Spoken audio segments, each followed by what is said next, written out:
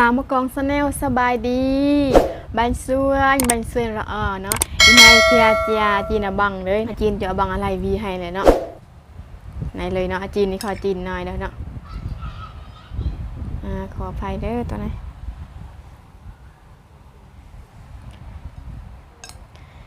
เจียนั่นเลยเด้อเจียจีนบังเนาะเจียจีนบังทั่วพวกอาบุญอิดเปลี่ยเนาะอินซ้ำจากเจียบืนเลยเด้อเจียเลยเนาะ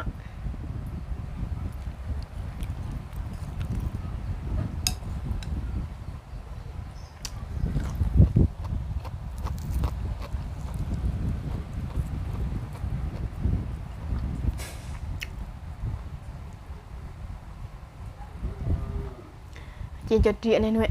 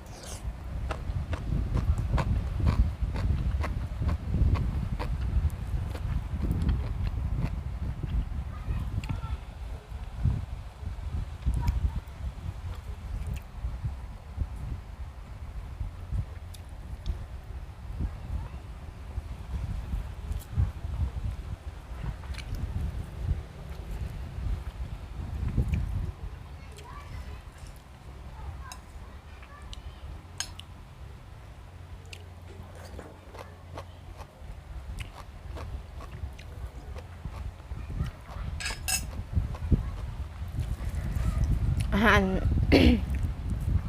ต่างตรงต่างด้าน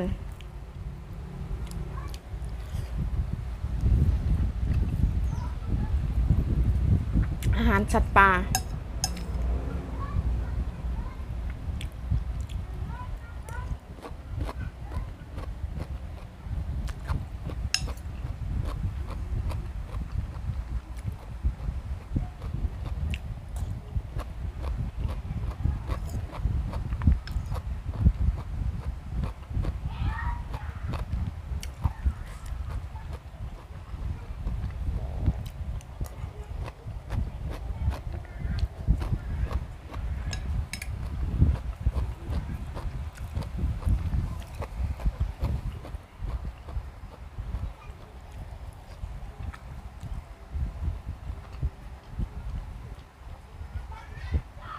ไง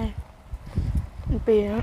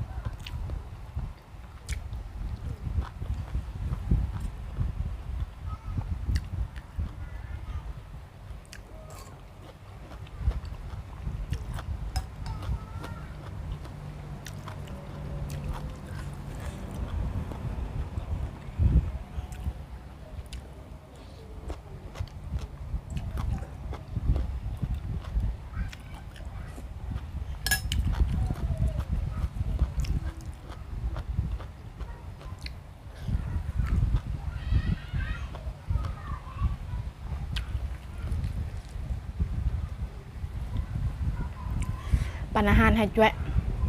สมัยเนาะจ่วยต่างดอนต่างตึงต่างโกแต่ว่าอาหารที่ให้จ่วยสมัยต่างวีให้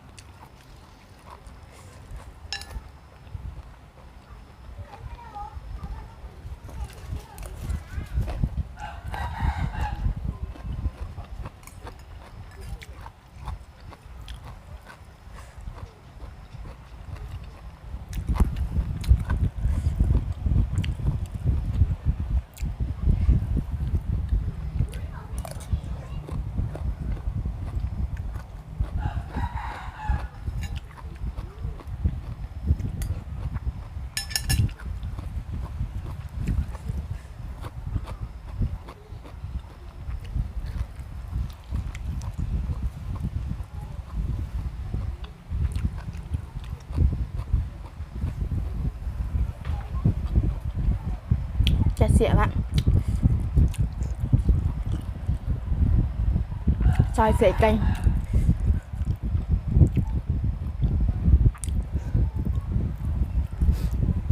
ว่า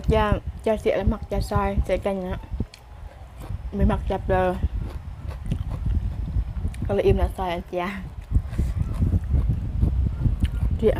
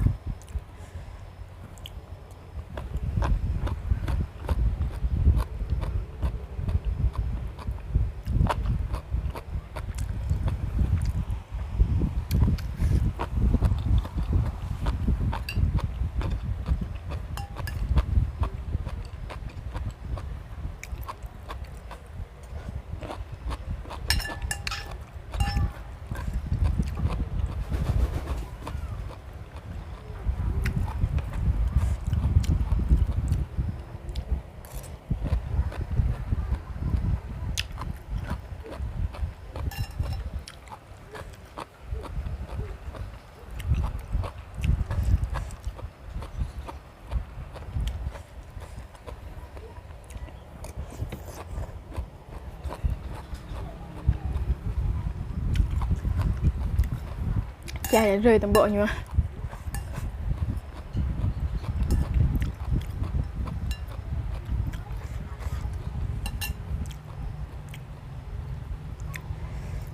อีกนาทีหน่วยเด้อ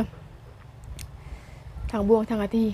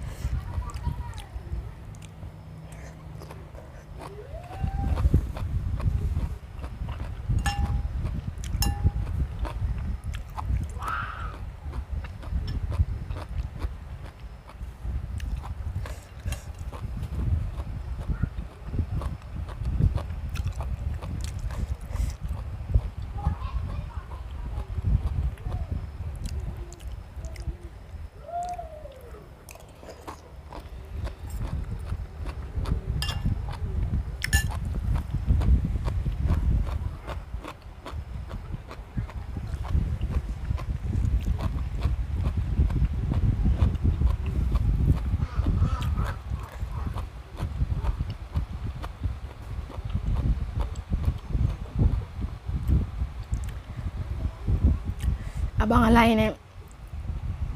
mga bay abang alai nyuam na เพราะว่าอิดอันน่ะ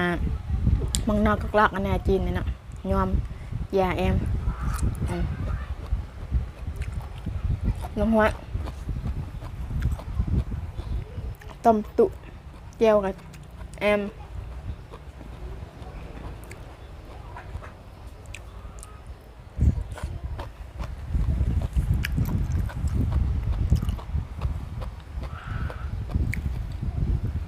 แล้วเนาะปลาไส้เจอเนาะยาสำไหนไว้เพราะว่าเป็นขออภัยเนาะปันละคุยเจียเบเปลี่ยหามะเจียบุญเทอบิเนาะในกำเรียนสำในรายงานที่ว่าปลาไส้เจอกาขอบใจเนาะสำหรับเมื่อที่มูดนูนคลิปหิในเนาะก็ขอบใจหลายๆกานูนจะกะออนกำลังใจเนาะอย่าลืมกดไลค์กดแชร์เนาะเพื่อเป็นกำลังใจออนจะคลิปครั้งต่อไปเนาะ